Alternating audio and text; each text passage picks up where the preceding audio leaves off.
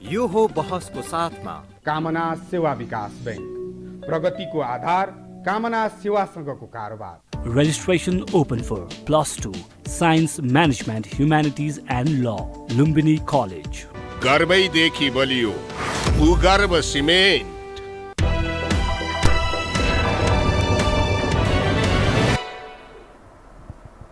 नमस्कार, यो बहसमा म यहाँहरूलाई हार्दिक स्वागत गर्दछु। जीवराम भण्डारी। आज यहाँहरू सामुन्ने उपस्थित हुनुहुन्छ कर्णबहादुर साई। उहाँ शिक्षाविद हुनुहुन्छ तथा विवेकशील साझा पार्टीका नेता हुनुहुन्छ, पार्टीको कार्य सम्पादन समिति सदस्य। उहाँसँग आज म समसामयिक विषयहरू उठान गर्ने प्रयत्न गर्नेछु। चुनावको सम्मुखमा छ देश। लामो समयदेखि देशको राजनीतिमा वर्चस्व पकड जमाएका राजनीतिक दलहरूकै बढी चर्चा हुने गर्छ। यस्तो अवस्थामा विकल्पको कुरा गर्ने विवेकशील साझा पार्टी के सोच्छ अनि नेपाली समाजमा एउटा निरन्तर छलफल र बहस चर्चाको विषय बन्ने गर्छ। नागरिक समाज, प्रबुद्ध वर्ग, सङ्गठितहरू यदि सरकारले ठिक काम गरेन भने, राजनीतिक वृत्तबाट ठिक काम भएन भने त्यो दबाव सर्जकको भूमिका बुद्धिजीवीहरूले, नागरिक समाजले, पेशागत सङ्घ संस्थाहरूले बृहत्तर राष्ट्रको हित र जनताको हितका लागि दबाव सिर्जना गर्छन् भनिन्छ। हामी कहाँ यसो हेर्दा सर्वत्र लथालिङ्ग, भत्ताभुङ्ग, अप्ठ्यारो अवस्थाबाट देश गुज्रिरहेको छ। विदेशीहरूको क्रीडास्थल छ, मानिसको जनजीवन बडा खस्केर गएको छ, रोजगारीको अवसर छैन, सम्पूर्ण क्षेत्रमा भत्ताभुङ्ग, चुस्त दुरुस्त त्यस्तो खालको प्रशासनिक संयन्त्र पनि छैन, राजपाट ठिक ढङ्गले चलेको छैन, गुजाराको दिनानुदिन अभाव त्यस्तो हुँदै गएको छ। तर त्यो दबाव सर्जकको भूमिका किन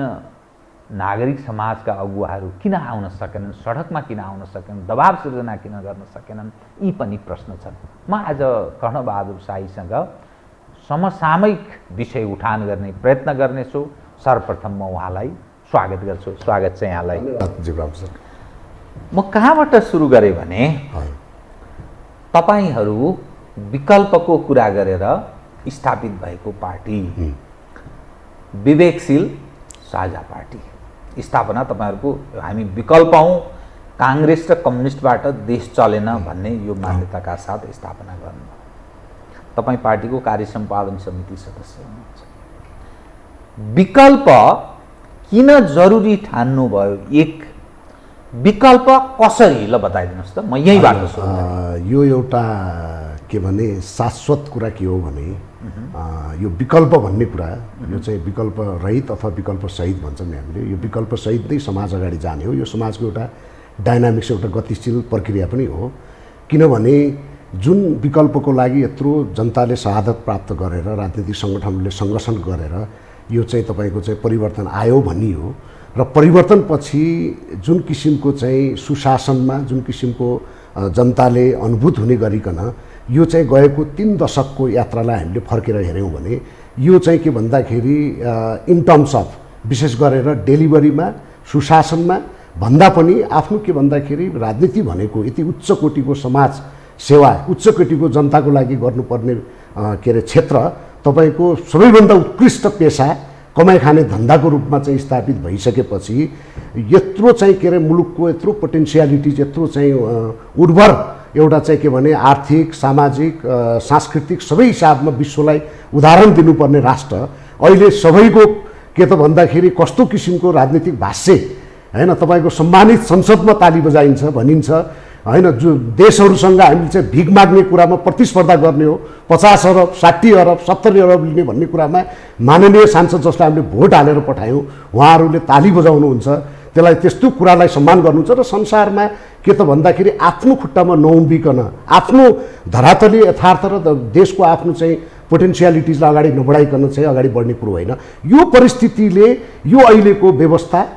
अहिलेको चाहिँ तपाईँको के भन्छ पात्र, पद्धति र पार्टी, एउटा चाहिँ पद्धति र पार्टी, यो चाहिँ अलिकता यो के भन्दा फेज आउट भएको अवस्था हो र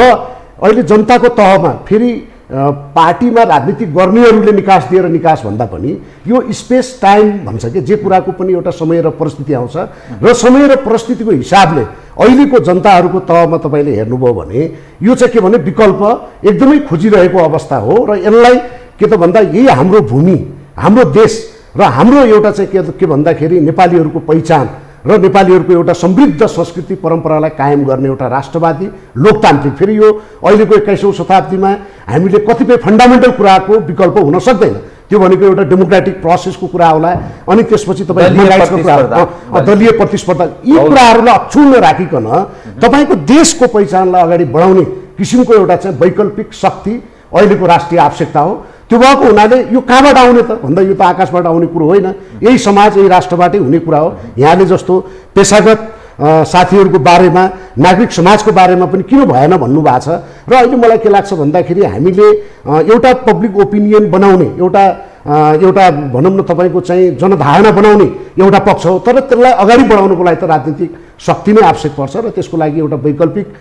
शक्ति अहिलेको आवश्यकता हो र मलाई के लाग्छ भन्दा अहिले भएका विद्यमान जुन दशकौँदेखि जुन किसिमको चाहिँ राजनीतिक प्रतिस्पर्धामा मूलधारका राजनीति शक्तिहरू हुनुहुन्छ उहाँहरूको एउटा पक्ष छ के पक्ष छ भन्दाखेरि झन् 61-62 को आन्दोलनपछि त 12 बुँदे सहमतिपछि जे जति पनि परिवर्तन भएका छन् अस्तिसम्मको एमसीसी पास हुँदाखेरिसम्मको रवैया र उहाँहरूको संस्कार उहाँहरूको राजनीति गर्ने जुन होडबाजी त्यो सबै हेर्दाखेरि के भन्दाखेरि यो चाहिँ देशको पहिचान भन्दा पनि बाह्य शक्तिको चाहिँ इसारामा देशलाई नचाउने र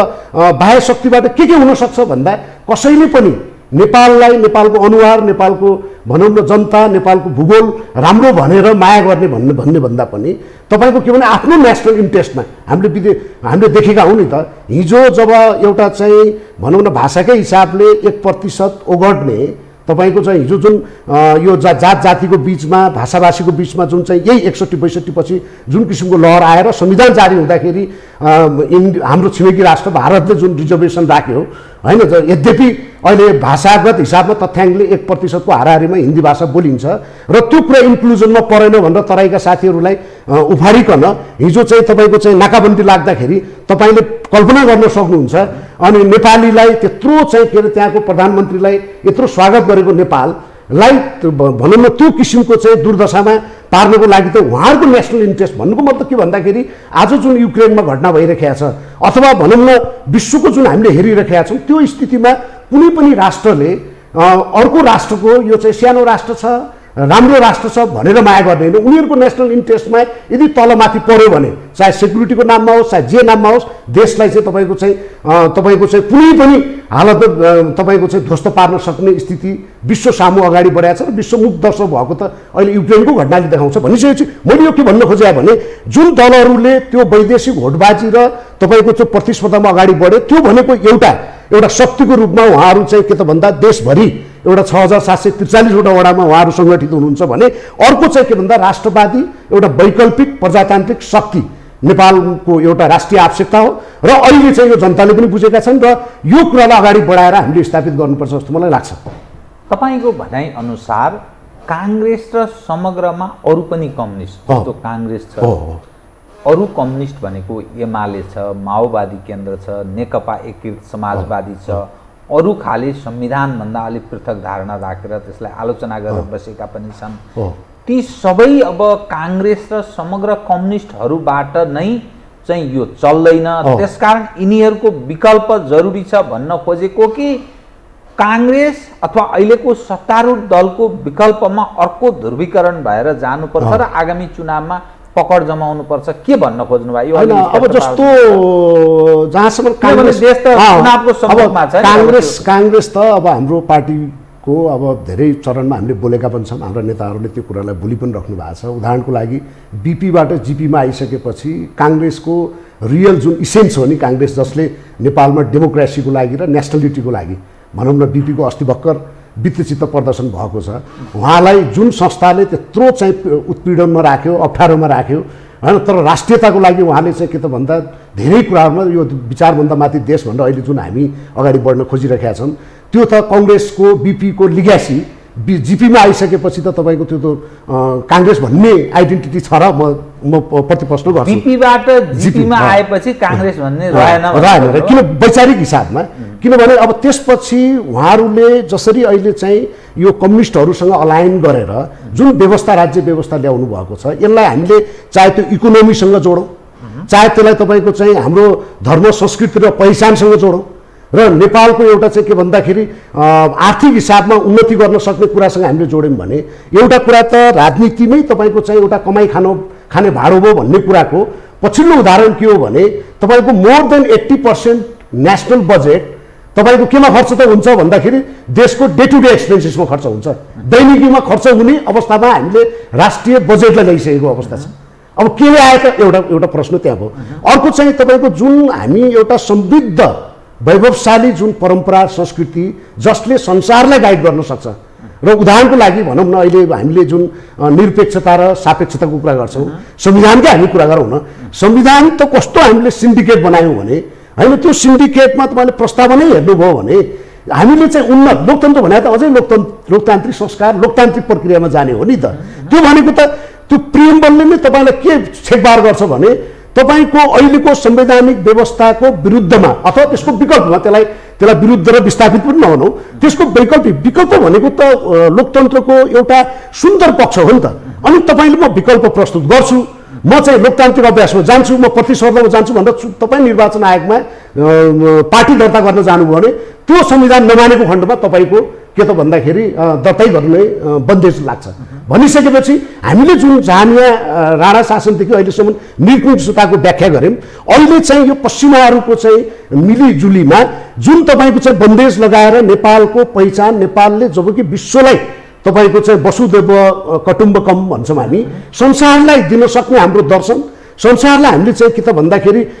एक किसिमको चाहिँ हामीले गाइड गर्न सक्ने, चाहे त्यो इन टर्म्स अफ इकोनोमीको कुरा गर्नुहोस्, त्यो सबै कुराहरूलाई हामीले नजरअन्दाज गरिकन जुन व्यवस्थाको पछि लाग्यौँ, त्यो भनेको के त भन्दा कम्युनिस्टहरूको जुन अब भनौँ न हिजोको हामी अब भाष्यकै कुरा गरौँ न, यो चाहिँ जुन सम्वर्धन भन्छौँ हामीले, कन्जर्भेसन भन्छौँ, अहिले डिक्सनरी पल्टाएर हेर्दा पनि त कन्जर्भेसन भने त पोजिटिभ टर्म हो नि त, सम्वर्धन भनेको त त्यो त सकारात्मक पक्ष हो नि त। तपाईँको संसारमा कन्जर्भेटिभ भनेर पार्टीको नामै राखेर होइन उच्च कोटिका डेमोक्रेटिक देशहरूले त अभ्यास गरेकै अवस्था छ। यो अवस्थामा तपाईँको सम्वर्धनको कुरा भनेको पश्चगामी हो, प्रतिगमन हो भनिकन तपाईँको चाहिँ देशको पहिचानलाई नै अप्ठ्यारो हुनिकन हुँदाहुँदा पृथ्वीनारायण शाहको शालिगलाई नै जसले गर्दा आज हामी नेपाल भन्ने एउटा पहिचान छ, अब त्यो गर्ने कुरालाई पनि यो अहिलेको चाहिँ परिवर्तनले संस्थागत गर्दै गएको अवस्थामा काङ्ग्रेस त्यसको चाहिँ के त भन्दाखेरि भागीदारी भयो। भनिसकेपछि त काङ्ग्रेसले जुन हिजो मेलमिलापको नीतिदेखि लिएर देशलाई भनौँ न एउटा चाहिँ हाम्रो इन्टिग्रिटीलाई वैदेशिक उसमा चाहिँ घुँडा टेक्नु हुँदैन भनेर जुन गरेको कुरा हो त्यो छोडिसकेको अवस्थामा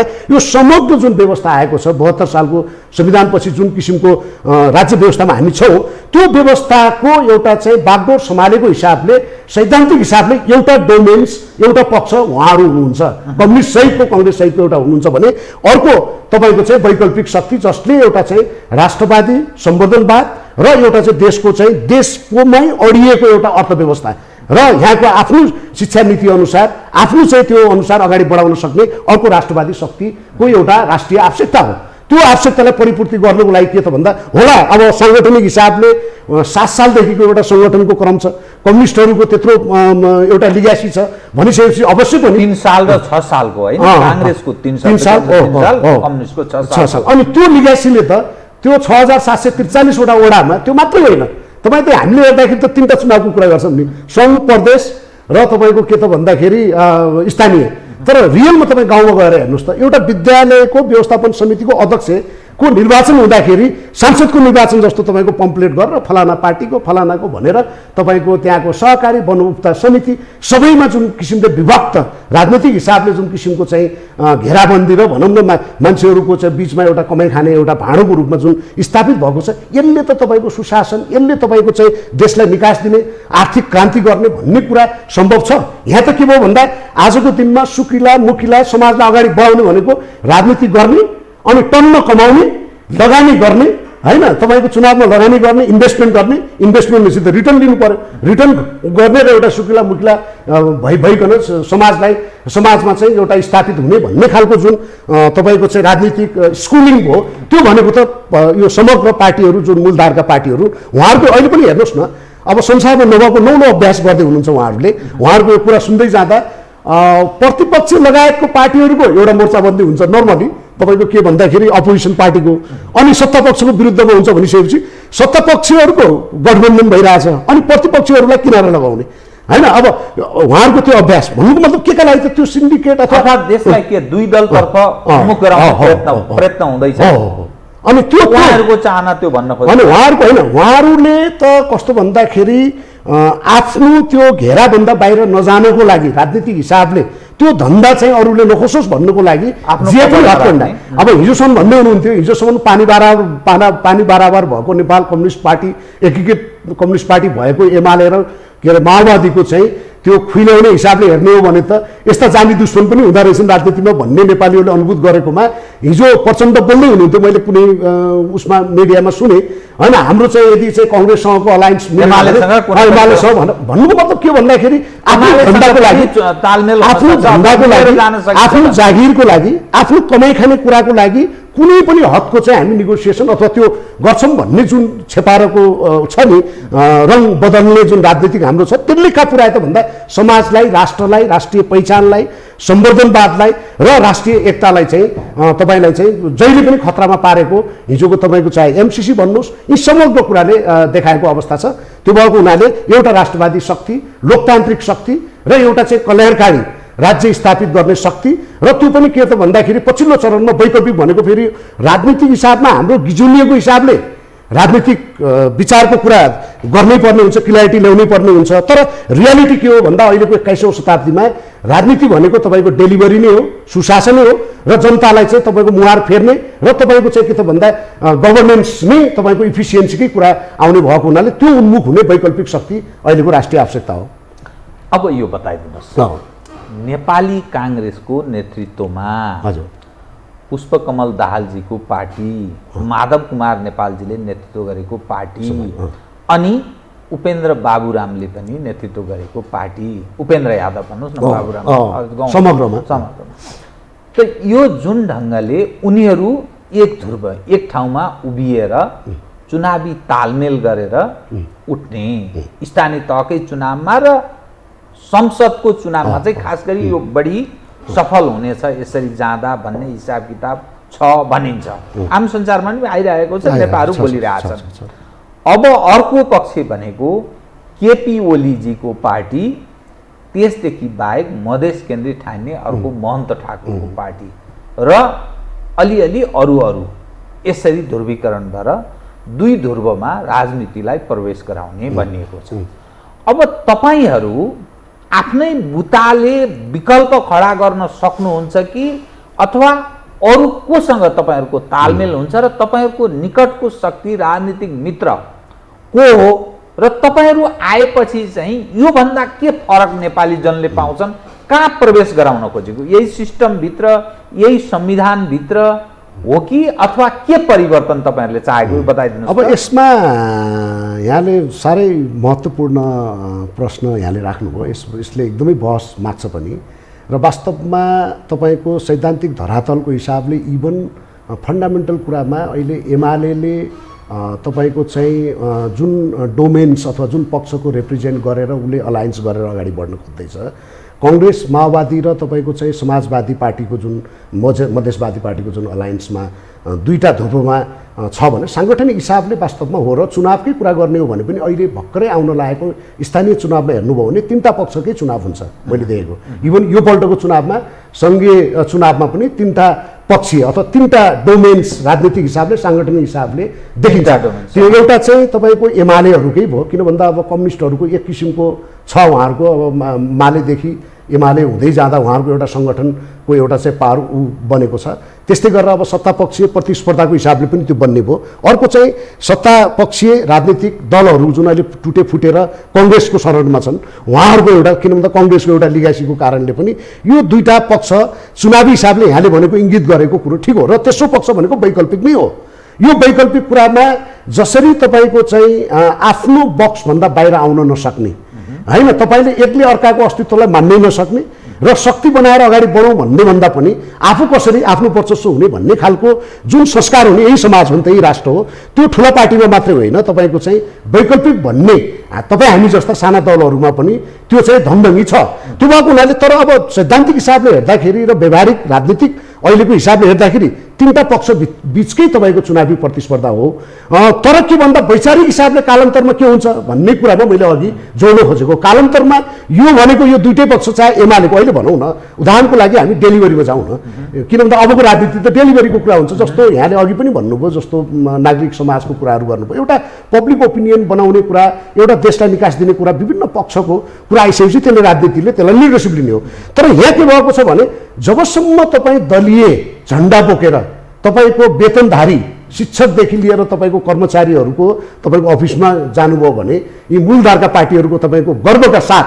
पार्टीका शीर्षस्थ नेताहरूले गएर उद्घाटन गर्ने, ट्रेड युनियनको नाममा तपाईँको चाहिँ झन्डाको चाहिँ के अरे तपाईँको दलीय झन्डा गाड्ने र त्यसलाई के त भन्दाखेरि दलको छातामुनि तपाईँको चाहिँ के त भन्दा व्यवसायिक उन्नयन भन्दा पनि व्यवसायिक तपाईँको चाहिँ प्रतिबद्धता भन्दा पनि पार्टीभित्रको प्रतिबद्धताको कारणले राजनीति अहिले कहाँ पुग्यो त भन्दाखेरि उहाँहरूको कारणले त्यो तपाईँको प्रत्येक पेसा व्यवसायलाई राजनीतिकरण गरेको हुनाले डेलिभरीमा तपाईँको त देखियो। किन भन्दा त्यहाँ त इन्द्रको बाबु चन्द्र आए पनि तपाईँ मन्त्री बने पनि जे गरे पनि जुन इन्फोर्समेन्ट छ नि एक्जिक्युटिभ उसमा त तपाईँको त के पनि गर्न सक्ने अवस्था छैन। त्यो अवस्था भनेको के हो भन्दा फेरि त्यो हिसाबले हेर्ने हो भने त एमालेदेखि यो भयभरका पार्टीहरूको त एउटै अलायन्स हो नि त, त्यसमा त उहाँहरूको मत भिन्नता छैन। हामी वैकल्पिक शक्तिहरूले यो कुरा पुरै यसलाई चाहिँ के त भन्दा तपाईँको चाहिँ डिमोलिस गर्नुपर्छ। यो पार्टीको वेतनदार ट्रेड युनियन राइट्सलाई इस्टाब्लिस गर्ने लोकतान्त्रिक एउटा चाहिँ प्रजातान्त्रिक उसमा त्यो एउटा काउन्सिल, त्यो एउटा भनौँ इन्डिपेन्डेन्ट बडी, त्यो एक किसिमको तपाईँको छलफल र एउटा अगाडि बढ्नुको लागि मुलुकलाई चाहिने कुरा हो। तर के त भन्दाखेरि त्यसैलाई नै आधार बनाएर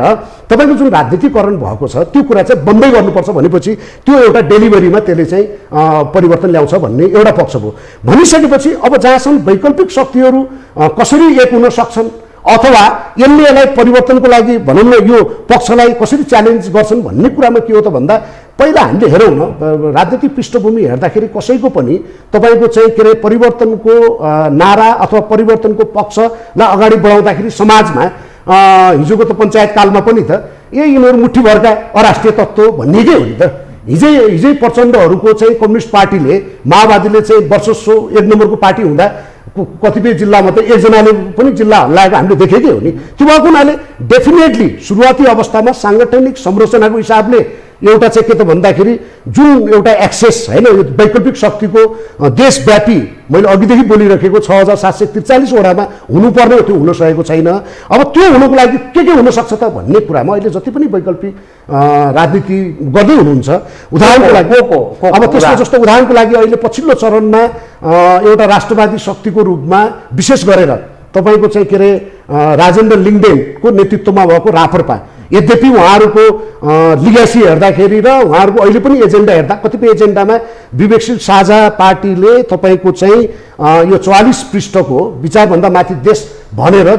धर्मनिरपेक्षताको बारेमा तपाईँको जन्मसङ्ग्रह गर्ने, सङ्घीयता खारेजी भनेर जुन किसिमको हामीले चाहिँ त्यो मुद्दालाई अगाडि सार्यौँ, ती मुद्दाहरूमा हाम्रो चाहिँ के त भन्दाखेरि एउटा लाइन मिले पनि तर तपाईँको मूलभूत रूपमा जस्तो उहाँहरूको राष्ट्र संस्थाको बारेमा जुन उहाँहरूको बुझाइ छ र हामीले चाहिँ राष्ट्र प्रमुखको बारेमा एउटा गैर दलीय एउटा चाहिँ के अरे ख्यातिप्राप्त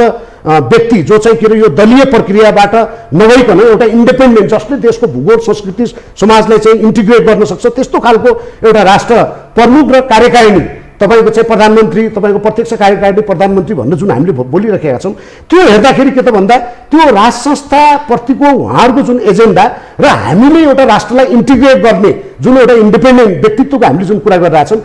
यो फन्डामेन्टल कुरामा डिफ्रेन्सेस बाहेक अरू कुरामा त उहाँहरूले चाहिँ उठाएको कुराहरूमा उहाँहरूसँग पनि हामीले डायलग गर्न सक्ने अवस्था रहन सक्ने भयो भनिसकेपछि त्यो मात्रै नभनिकन तपाईँका अरू वैकल्पिक शक्तिहरू जुन चाहिँ तपाईँको के त भन्दा पेसा व्यवसायको क्षेत्रबाट एउटा चाहिँ सफल एउटा चाहिँ के अरे नमुना देखाएर विभिन्न खाले एउटा पोलिटिकल र सामाजिक अभियानमा भएका मान्छेहरूसँग पनि त हाम्रो छलफल त चल्ने भयो नि त। र त्यो हिसाबले हेर्दाखेरि मलाई के लाग्छ भन्दा एउटा चाहिँ हामीले अहिले भएका यही भनौँ न यो बजारमा भन्नुहोस् अथवा तपाईँको यी समाजमा रहेका जे जति पनि तपाईँको वैकल्पिक शक्तिको रूपमा र यो अहिलेको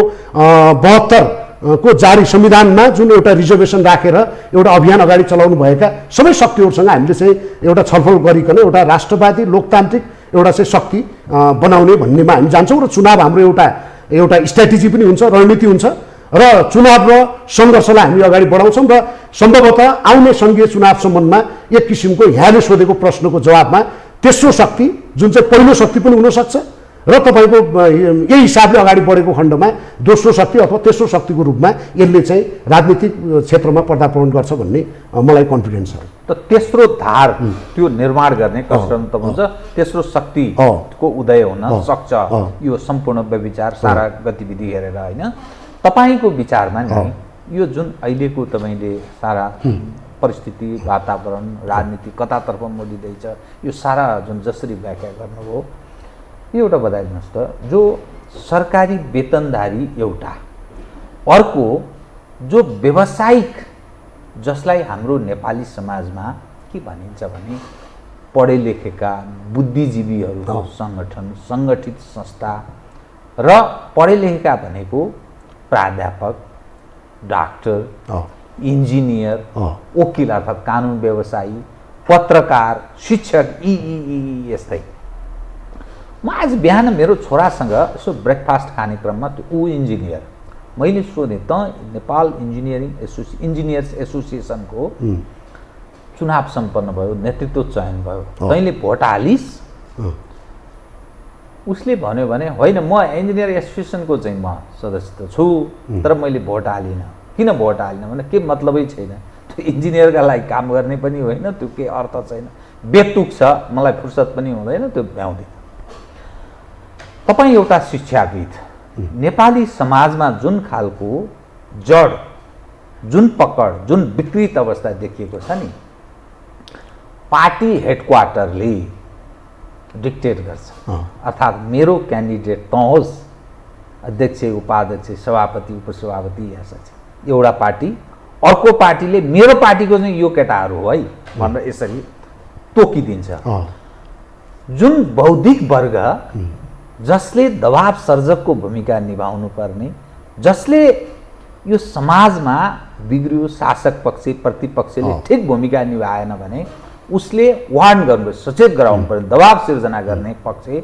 यो दलमा जसरी आबद्ध भएको छ र सम्पूर्ण रूपले त्यो बडा विचित्रको विकृत रूप जस्तो देखिन्छ। यो किन, यो के भएको बताइदिनुहोस् त। एउटा शिक्षाविदको नजरमा बुद्धिजीवीको यो मतिभ्रष्ट चरित्र यो के कारणले भइरहेको छ? अब यसमा दोहोरो मापदण्ड दुवै पक्षको छ। एउटा अब हिजोको पञ्चायतकालीन राजनीतिमा अवश्य पनि दल बन्देज लागेको बेलामा के अरे विद्यार्थीको थ्रुबाट विभिन्न पेसा व्यवसायबाट आफ्नो चाहिँ राजनीतिक एजेन्डा ल्याउने अब त्यो खालको एउटा अभ्यास थियो होला। तर अहिलेको खुला राजनीतिक व्यवस्थामा अहिले बहुलवाद हामीले जुन भन्छौँ, यस्तो प्रतिस्पर्धामा राजनीतिक दलहरूले विशेष गरेर यत्रो जिम्मेवारी पाएको राजनीतिक दलहरूले यो हदसम्म तपाईँको राजनीतिकरण गरेर जुन किसिमको तपाईँको चाहिँ समाज होइन, राजनीतिक दलले त अब त्यो दास जसको विवेक हुन्छ त्यो भनिन्छ नि, त्यो बुद्धिजीवी भन्छ नि, बुद्धिले जीविकोपार्जन गर्ने, अर्काको आदेश दासको रूप दासत्व स्वीकार्दैन बुद्धिजीवीलाई चाहिँ भनिन्छ नि। त्यो प्रोफेसनल अर्गनाइजेसन किन त्यो पार्टीको अनुयायी या अनुचर हुन तयार हुन्छ, के कारण हो भन्ने मेरो आशा। त्यो कारण अब दुईटा कारण छ। एउटा कारण जस्तो म आफै आबद्ध भएको, जसको म प्रमुख पनि भएँ, व्यावसायिक सङ्गठन नेसनल पेप्सनको राष्ट्रिय अध्यक्ष भएर काम गरेँ। अब हामी कहाँ एउटा त्यो अभ्यासले पनि अवश्य हाम्रो चाहिँ के अरे व्यक्तिगत प्यानल चाहिँ बन्छ, प्रतिस्पर्धा छ त्यहाँ पनि, तर राजनीतिक आजको दिनसम्म हाम्रो त्यहाँ भएको छैन। तर अरू पेसा व्यवसाय इभन पेप्सन एन्ड पेप्सन हाम्रो चाहिँ व्यवसायमा त्यो देखिन्न। तर अरू सङ्गठनहरूमा जुन एउटा चरम उसमा पुगेको छ त्यसमा चाहिँ तपाईँको व्यावसायिक नेतृत्वले पनि राजनीतिक पार्टी किन राजनीतिसँग मोलमोलाई नगरिकन, राजनीतिसँग कम्प्रोमाइज नगरिसँग मेरो के अरे राष्ट्रिय जुन मेरो व्यावसायिक भने पनि मेरो राष्ट्रिय रूपमा मेरो अभियान अथवा मेरो राजनीति चाहिँ सफल हुँदैन अथवा मेरो जागिर सफल हुँदैन भन्ने खालको यो एउटा धङधङ्गी नेतृत्वले, विभिन्न पेसा व्यवसायीका नेतृत्वले राख्नु एउटा समस्याको कुरा भयो। अर्को पार्टीको पनि पेनिट्रेसन के हो त भन्दाखेरि त्यो पेसा व्यवसायीको एउटा भोटर ब्याङ्क बनाउने जुन हजुरको चरम एउटा अभ्यास हो, त्यसको चाहिँ एउटा एउटा एउटा भद्दा नमुना हो, मैले त्यसरी भन्छु। किन भन्दाखेरि तपाईँको अहिले भनौँ न, म अब धेरै जान चाहन्न, यहाँले मलाई शिक्षासँग जोडेर ऊ पनि गर्नुभयो। म शिक्षा क्षेत्रमा भएको र विगत 3 दशकदेखि यो यात्रामा छु। यो यात्रामा हुने क्रममा यही शैक्षिक सत्रको कुरा गरौँ न। आज 188 अरब लगानी भएको, 188 मा त 1 रुपियाँ पनि फिर्ता हुनेवाला छैन। हिजो चाहिँ कोभिडको बेलामा पढाउन पाएनौँ, पढ्न पाएनौँ भनेर शिक्षकले तलब नखाने अथवा चाहिँ 188 अरबमा यति चाहिँ भयो भन्ने त छैन नि त। खर्च त भएको छ, आखिर पैसा त पैसा हो नि। खर्च भइसकेपछि तपाईँ हामी प्राइभेट सेक्टरको मान्छे कुनै ठाउँमा लगानी भएपछि त हामीले त्यसको प्रतिफल, त्यसको त रिजल्ट त हेर्छौँ नि त। आज के हो त भन्दाखेरि शिक्षा क्षेत्रको जब 80% ओगटेको वर्षेनी 188 अरब 10.85 लगानी हुन्छ, त्यो लगानीको प्रतिफल के छ भन्ने कुराको लेखाजोखा अथवा त्यसको बारेमा जवाबदेहिता होइन कसले गरिदिनु पर्ने। शिक्षकलाई अब तपाईँको के चाहिँ ट्रेन गरिएको छ भने मूल ठाउँमा राजनीतिक पार्टीहरू उहाँहरूको आरक्षणमा गाउँ-गाउँसम्म, क्लाससम्म तपाईँको चाहिँ के भने पार्टीको झन्डा बोक्नासाथ क्लास नलिए पनि हुने, स्कुल नगए पनि हुने, अनि पार्टीको महाधिवेशनमा गएपछि तपाईँ स्कुल गए जवाननुममा। किनभने यो त तपाईँको कस्तो हो भने पढाइ भनेको कुरा, सिकाइ भनेको कुरा अनवरत हुने कुरा हो नि। शिक्षकको कमिटमेन्ट त पहिला त बालबालिका होइन बाल केन्द्रित हुनु पऱ्यो नि। बाल केन्द्रित भन्दा पनि तपाईँको के केन्द्रित भयो, राजनीति केन्द्रित भयो। त्यसले गर्दाखेरि के भयो त भन्दा मुलुकको लगानी भएको भएछ। अहिले तपाईँ भन्नुहोस् न, मैले कुनै प्राइभेटको फेरि मैले गर्न खोजेँ होइन, म पार्टीगत हिसाबले यहाँ भन्दा यो सार्वजनिक शिक्षा बलियो हुनुपर्ने र तपाईँको निःशुल्क र अनिवार्य हुनुपर्ने पक्षको मान्छे हो राजनीतिक हिसाबले। जहाँसम्म तपाईँको निजी क्षेत्र यत्रो कन्स्ट्रेन्टका बावजुद, यस्ता चाहिँ लिमिटेसन्स होइन अप्ठ्याराका बावजुद पनि उनीहरूले राम्रो किन गरे त भन्दा एउटै कारण के हो भने त्यहाँ चाहिँ तपाईँको चाहिँ आयाप गए, झटारो भयो, अथवा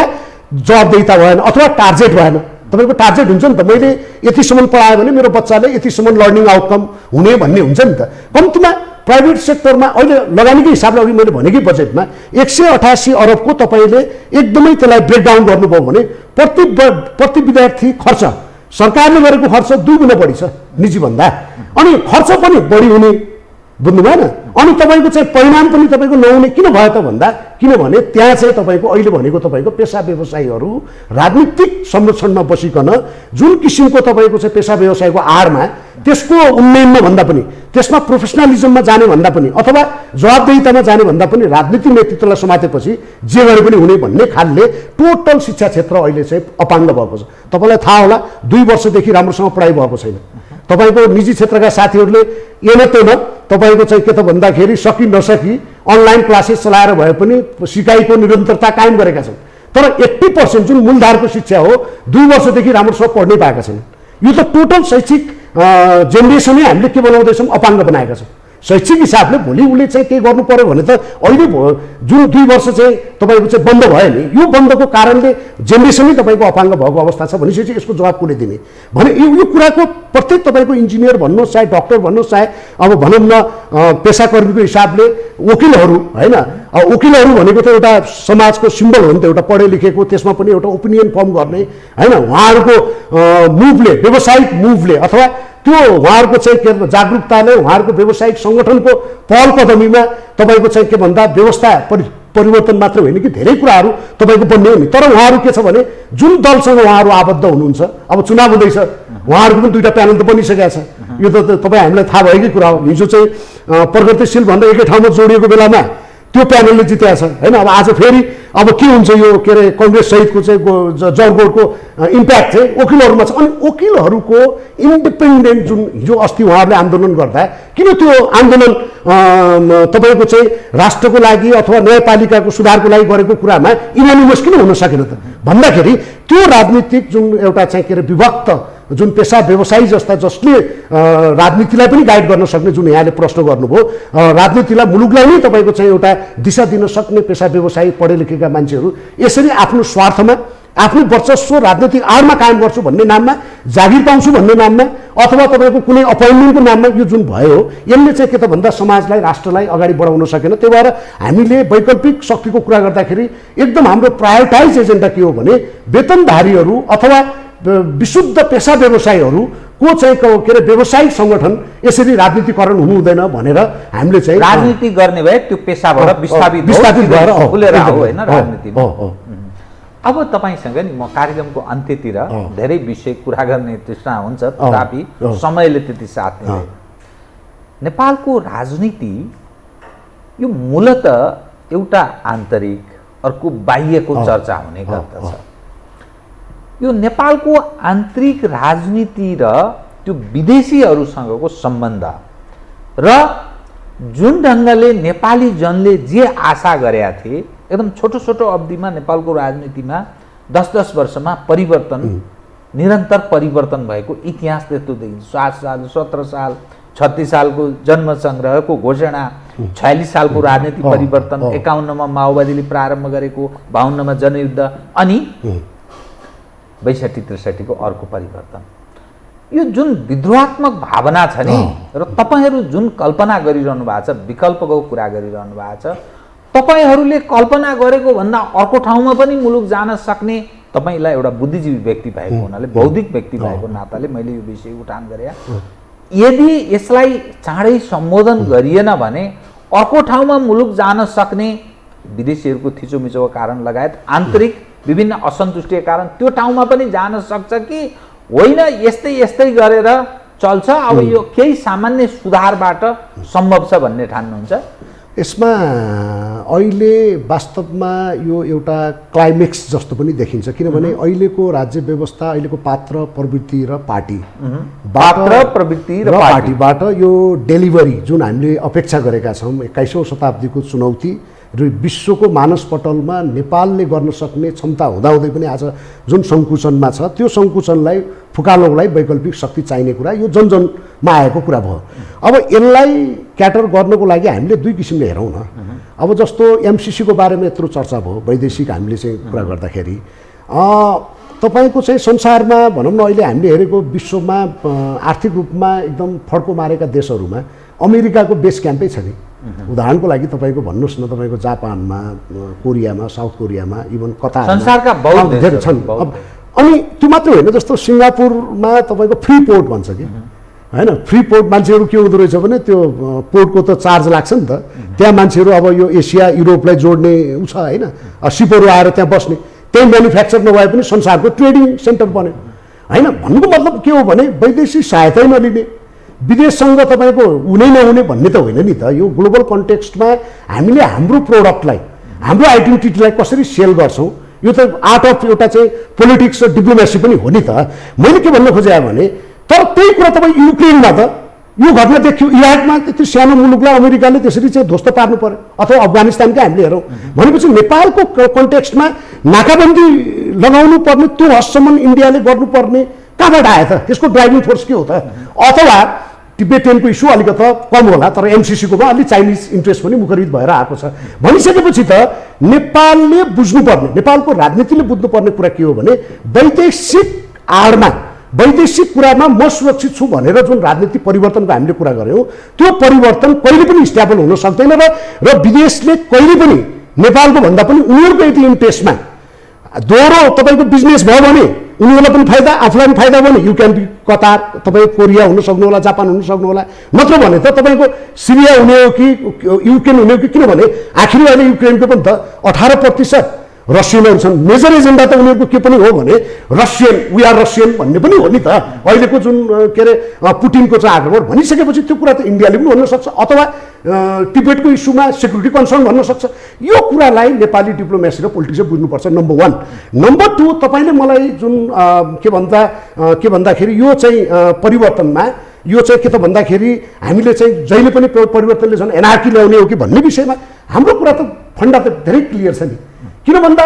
एउटा मुलुकले जुन एउटा प्राप्त गरेको लोकतान्त्रिक जुन एउटा बहुलवादी एउटा चाहिँ जुन एउटा समाज, एउटा चाहिँ बहुदलीय प्रतिस्पर्धाको कुरामा च्यालेन्ज हुने गरिकन नयाँ विकल्प बन्ने कुरा त छैन नि त। तर नयाँ विकल्प बन्ने कुरामा यो कङ्ग्रेससँग मिलेको जुन भाष्य, जुन न्यारेटिभ अहिले समाजमा इस्ट्याब्लिस छ, अग्रगमनको एउटा परिभाषा अनि पश्चिगमन र प्रतिगमनको जुन परिभाषाले नेपालको पहिचान, नेपालको चाहिँ धर्म संस्कृति र नेपालको चाहिँ अर्थव्यवस्था र यही तपाईँको चाहिँ देशबाट हामीले चाहिँ गर्न सक्ने कुरालाई जुन तपाईँको नजरअन्दाज गरेर यो अगाडि बढेको छ, यो वैदेशिक चलखेलमा जसरी तपाईँको भिख मागेरै देश अगाडि बढ्ने हो भन्ने ठाउँमा हामीले पुर्याएका छौँ, यसलाई चाहिँ रोक्न जरुरी छ। यो रोक्ने भनेको के हो भने हिजोको जस्तो एट द गन पोइन्ट, हिजोको जस्तो त क्रान्तिको नाममा सडकमा र्याली भाँचेर हिजो पनि त हामीले देखे होइन, मैले ठाउँ ठाउँमा भन्ने पनि गरेको छु। तपाईँको भित्रको नेताहरू चाहिँ संसदमा बोल्दै पनि हुनुहुन्छ होइन, समर्थन गर्ने पनि हुनुहुन्छ, विरोध गर्ने पनि हुनुहुन्छ होइन भित्र चाहिँ अफिसियल चाहिँ एमसिसी पास गर्नुपर्छ भन्नुहुन्छ कार्यकर्तालाई खटाएर तपाईँको त्यही एनार्किजम त्यही तपाईँको चाहिँ के अरे रोड फोडेर सारा ढुङ्गामुढा गरेर तपाईँको अराजकता दोहोरो मापदण्ड गर्नुपर्छ अनि मैले के भन्नु खोजेँ यो कुरा त कहीँ न कहीँ you have to stop it नि यसलाई रोक्नु पऱ्यो परेन यो रोक्ने भनेको के हो भने हिजोको चाहिँ क्रान्तिको नाममा र्यालिङ भाँचेर दुनियाँ गरेर सङ्घर्ष गर्ने भन्दा पनि नेपाली जनता सचेत छन् र नेपाली जनताले सब भोगिसकेका छन् हाम्रा फन्डामेन्टल ह्युमन राइट्सदेखि लिएर यो लोकतान्त्रिक जुन एउटा शहादत प्राप्त गरेको एउटा चाहिँ व्यवस्थाको विकल्पको कुरो होइन तर के हो त भन्दाखेरि एउटा राष्ट्रवादी र देशको संस्कृति समृद्धि र यो संवर्धनलाई जोगाउने एउटा चाहिँ राष्ट्रवादी शक्ति जसले के भन्दा अहिलेकै संवैधानिक तपाईँको चाहिँ अभ्यासबाट चुनावी पनि एउटा रणनीति भएको हुनाले चुनावी माध्यमबाट पनि हामी चाहिँ यो व्यवस्थाको यो जुन ठिक ठाउँमा यो पद्धति गएको छैन यसलाई करेक्सन गर्ने मूल रूपमा र व्यवस्था सबैभन्दा ठुलो कुरा त अल्टिमेटली डेलिभरी नै भएको हुनाले डेलिभरीमा तपाईँको चाहिँ के हो त भन्दाखेरि म तपाईँलाई एउटा उदाहरण म सुनाउन चाहन्छु यो मैले वास्तवमा कसैको मैले विरोध गर्न खोजेँ होइन कङ्ग्रेसले त्यतिखेर मेयरमा सुरु यो 46-48 सालपछि मेयर जितेर आउँदाखेरि पिएल सिंह हुनुहुन्थ्यो उहाँले सिटी हलमा चाहिँ खचाखच भरिएको कार्यक्रम गर्दै हुनुहुन्थ्यो उहाँले के बोल्दै हुनुहुन्थ्यो भने अब उहाँले एउटा नारा हराभरा काठमाडौँ भन्ने नारा थियो अनि त्यो हराभरा काठमाडौँ परिपूर्तिको लागि अब चाहिँ के भन्दा म मेयर बने म एउटा चाहिँ बडी बनाउँछु एउटा विद्युत वर्गको बडी बनाउँछु उसले मलाई आइडिया दिन्छ सबै गर्छ अनि म इम्प्लिमेन्ट गर्छु भन्ने टोनमा बोल्नु म त्रिचन्द्र कलेजमा थिएँ मैले के भन्नु हजुर अनि मैले के भन्न खोजेँ भने तपाईँको उहाँले हराभरा भन्ने नारा त्यो त नारा मात्रै रहेछ नि त त्यसलाई ब्याकअप हुने त प्रोग्राम उहाँसँग रहेनछ मैले के भन्न खोजेँ भने अबको राजनीति भनेको तपाईँले जे बोल्नुहुन्छ आज हामीले वेतनधारी तपाईँको चाहिँ कर्मचारीहरूलाई यो राजनीतिक त्यसलाई हटाउनुपर्छ र तपाईँले भनेको पेसा व्यवसायहरूमा यो जुन राजनीतिकरण भएको छ र पार्टीको बिल्ला भिडेर जुन नेतृत्वमा आउने जुन प्रचलन छ यो हट्नुपर्छ यसलाई रोक्नुपर्छ र शिक्षकहरूलाई तपाईँको के त भन्दाखेरि यो शिक्षक एउटा काउन्सिल चाहिँ बन्छ तर के हो भने प्रत्येक पार्टी पछिको तपाईँको शिक्षक युनियन बन्द गर्नुपर्छ भन्ने जुन छ नि यो एजेन्डामा जानको लागि त तपाईँसँग प्लान हुन्छ नि तपाईँको 1 वर्ष 1 महिने मैले टेक ओभर गरेको भोलिपल्ट के हुने 1 महिनामा के हुने 1 वर्षमा के हुने यो सहितको तपाईँको चाहिँ एउटा के भन्दा ब्लू प्रिन्ट प्रत्येक नेतृत्व गर्छु भन्ने मान्छेसँग हुनुपर्छ र त्यो डेलिभरी नै एउटा क्रान्ति हो जुन कुरा अहिले छिमेकी राष्ट्रमा पनि देखिँदैछ तपाईँको हो आपले अहिले पछिल्लो चरणमा केजरीवालको चाहिँ पोलिटिक्स केमा गयो त भन्दा उसको चाहिँ मान्छेलाई छुने कुरामा गयो बिजुलीमा गयो पानीमा गयो शिक्षामा गयो भनिसकेपछि त यो कुरा त गर्न सकिन्छ नि यो कुरालाई हामीले ब्रेकडाउन गरेर विचार अब हाम्रो कन्टेक्स्टमा अलिक फरक छ किन भन्दा जे कुराको पनि आफ्नो परिप्रेक्ष्यमा हुन्छ निरपेक्षता केहीमा हुँदैन त्यो भएको हुनाले उहाँहरूको कन्टेक्स्ट र उहाँहरूको समाजको एउटा पक्ष छ हाम्रो के हो त भन्दाखेरि तपाईँको यो चाहिँ जुन किसिमको राजनीतिक व्यवस्था र राजनीतिक दर्शनको विषयमा जनजनमा यति गिजोलिएको छ विषयवस्तु यसलाई क्लियरिटी गर्नको लागि पनि तपाईँको राजनीतिक ध्रुव के हो डोमेन्स के हो भन्ने कुरा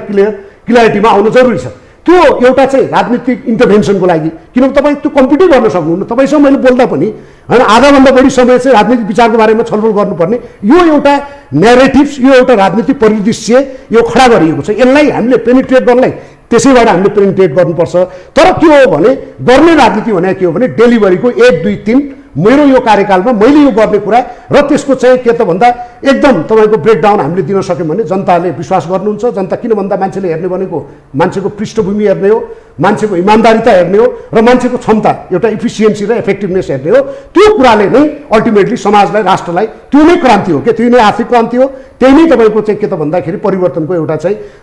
मार्ग हो त्यो परिवर्तनले अवश्य पनि तपाईँले भनेको एनार्किजम ल्याउने जुन चलखेल हिजो जनयुद्धको नाममा भयो जुन अहिले पनि हुँदैछ होइन अहिले पनि हुँदैछ त्यो कुरालाई रोक्न जरुरी छ र वैकल्पिक शक्ति त्यसरी निर्माण हुन्छ जस्तो लाग्छ मलाई कार्यक्रमको ठिक अन्त्यमा एक विषय यो जुन परिस्थिति हामी कहाँ एकपछि अर्को घटनाक्रमले देखाउँछ एमसिसी को हालै सम्पन्न संसदबाट अनुमोदन भएको र यो टिप्पणी सहित जसरी संसदले अनुमोदन गर्यो नि यो विषय र नेपाली जन जुरुक्क उठेको एमसिसी का सवालमा 2 ध्रुवमा विभाजित भएको स्थिति यो सत्तारूढ गठबन्धन र प्रमुख प्रतिपक्ष एमसिसी मा जसरी पनि पास गराउने हिसाबमा गए अन्ततोगत पास भयो त्यो एमसिसी को प्रकरणले ठूला राजनीतिक दल सत्तारूढ दल र प्रमुख प्रतिपक्षलाई केही ड्यामेज गर्छ र त्यसको लाभ तपाईँहरूलाई हुन सक्छ भन्ने तपाईँहरूले ठान्नु होइन, भएको त्यो छ? स्वाभाविक हो। किनभने अब जनता अब हामीलाई के लाग्थ्यो भने अब राजनीति गर्ने, राजनीति नेतृत्व गर्ने नै त्रिकालदक्षी हुन्, उनले जे भने समाज भेडो जस्तो पछाडि लाग्छ भन्ने जुन दङदङीमा राजनीतिक पार्टीहरू अझै पनि छन्, त्यो चाहिँ हटाइदिए हुन्छ। किनभने अहिलेको परिस्थिति भनेको 21औं शताब्दीका जनता सचेत नागरिक हुन्, उहाँहरूले बुझ्नु भएको छ, सबैको लेखाजोखा गर्नुभएको छ। मैले अघि उदाहरण पनि दिएँ, जनता त्यो रूपमा जागरुक छ भन्ने जागरुक मलाई लाग्छ, मलाई हुनुपर्छ, गराउनुपर्छ र छन् पनि। र अहिले जुन तपाईँको चाहिँ जुन विभक्त भएको छ, अहिले मैले जुन सुरुदेखि नै इङ्गित गरेको, राजनीतिक हिसाबमा जति चर्को कुरा गरे पनि, जति तपाईँले प्रचण्डले केपीको बारेमा कुरा गरे पनि, केपीले प्रचण्डको बारेमा कुरा गरे पनि, रियालिटी त के हो भने उहाँहरूले जुन पक्षको प्रतिनिधित्व गर्नुहुन्छ, आखिरी यो वैदेशिक नै संसार हो होइन, विदेशको कुराले नै देशलाई चाहिँ अगाडि बढाउनुपर्छ र देशको पहिचान संस्कृतिलाई चाहिँ लात मार्नुपर्छ भन्ने किसिमबाट जुन अहिले यो राजनीति मुखरित भएर जनताको त्यो अभिमत, जनताको चाहिँ तपाईँको चाहिँ भनौँ न हिजोको साधारण एउटा चाहिँ उसमा जाने हो भने संविधान सभामा तपाईँको चाहिँ मत सर्वेक्षण हिन्दू राष्ट्र हुने कि नहुने बारेमा त्यो नौटङ्की किन मञ्चन गर्नु पर्थ्यो? यदि रातारात होइन त्यो सिन्डिकेटमा बसेर निरपेक्षता घोषणा गर्नु पर्थ्यो भने सर्वेक्षण पनि त नगरे हुन्थ्यो। अब भनिसकेपछि यो एउटा पक्षको राजनीति एमसिसीको केसमा खुलासा भएको अवस्था छ। किनभने उहाँहरूले जुन भाष्य राखेर यसलाई पास गर्नुभएको छ, उहाँहरूले चाहिँ के त भन्दाखेरि यो चाहिँ वैदेशिक बाहेक अर्को विकल्प छैन भन्ने कुरा गर्नुभएको छ, जहाँ कि तपाईँको चाहिँ एमसिसी भन्ने कुरा त्यो एमसिसीको प्रोजेक्ट र विकाससँग मात्रै जोडिएको विषय भएन नि त। पछिल्लो चरणमा जसरी तपाईँको चाहिँ के अरे त्यो के भने इन्डो पेसिफिक स्ट्राटेजीमा किटानी व्यवस्था हुने र अमेरिका लगायत भनौँ शक्ति राष्ट्रहरूले कुन कुन ठाउँमा के गरेका छन् भन्ने कुराको पछिल्लो विवरण हामीले लिने हो भने त नेपाल त जहिले पनि त्यो संवेदनशीलतामा प्रवेश गरेको अवस्था छ नि त। त्यो भएको हुनाले नेपाली जनताले यो के भन्छ एमसिसीको नाममा सबै त्यो दलाली गर्ने राजनीतिक शक्तिहरू एक ठाउँमा जुन उम्रिएर यसलाई चाहिँ गराए, यद्यपि उनीहरूले भाषा यसलाई के भन्छ त के अरे त्यसलाई परिभाषा गरेर गरे, तर त्यो पक्षलाई गर्नको लागि एउटा वैकल्पिक शक्ति र इमान्दार शक्ति र एउटा चाहिँ गर्न सक्ने शक्ति एउटा चाहिँ आवश्यक छ, जसले चाहिँ डेलिभरीको मुद्दा, जसले चाहिँ सुशासनको मुद्दालाई अगाडि बढाउन सक्छ र देशको अर्थव्यवस्था, देशको चाहिँ शिक्षा, देशको रोजगारी यो देशैमा सिर्जना गर्न सकिन्छ भन्ने हिसाबले गर्ने एउटा शक्ति चाहिन्छ। र यो वैदेशिक उहाँहरूसँग चाहिन्छ, जस्तो उहाँहरूसँग हामीले डिल गर्दाखेरि दोहोरो फाइदामा गरिने धेरै कुराहरू हुन सक्छन् होइन, दोहोरो हिसाबमा हाम्रा कुरालाई प्रमोसन गर्ने, उहाँहरूको कुरा, उहाँहरूको सुरक्षा संवेदनशीलतालाई विचार गरिदिने धेरै पक्षहरू हुन सक्छन्। त्यो कुरा त के भन्दाखेरि देशप्रतिको देशभक्ति पूर्व र भित्र एउटा मुटुमा देशभक्त र एउटा चाहिँ राष्ट्रभक्ति एउटा चाहिँ ओतप्रोत भएको त्यस्तो चाहिँ के अरे एउटा राजनीतिक शक्ति र राजनीतिक नेतृत्व यो मुलुकले खोजेको अवस्था हो। र वैकल्पिक शक्ति झन् अहिलेको चाहिँ के अरे देशको यो के अरे एकदमै जर्मराएको चाहिँ राष्ट्रियता, स्वाधीनता यस्तो भएको बेलामा झन् यसले चाहिँ मुखरित गरेको मैले बुझेको छु र जनताले अवश्य पनि त्यो शक्तिलाई साथ दिन्छ। हस्, धन्यवाद। आदरणीय दर्शकवृन्द, उहाँ हुनुहुन्थ्यो कर्णबहादुर शाही, शिक्षाविद तथा विवेकशील साझा पार्टीका नेता। समसामयिक विषयलाई केन्द्रमा राखेर गरिएको कुराकानी। म सहित मेरो सम्पूर्ण युनिटलाई कार्यक्रमबाट बिदा दिनुहोस्, तर यो हो टेलिभिजन हेर्दै रहनुहोला। नमस्कार।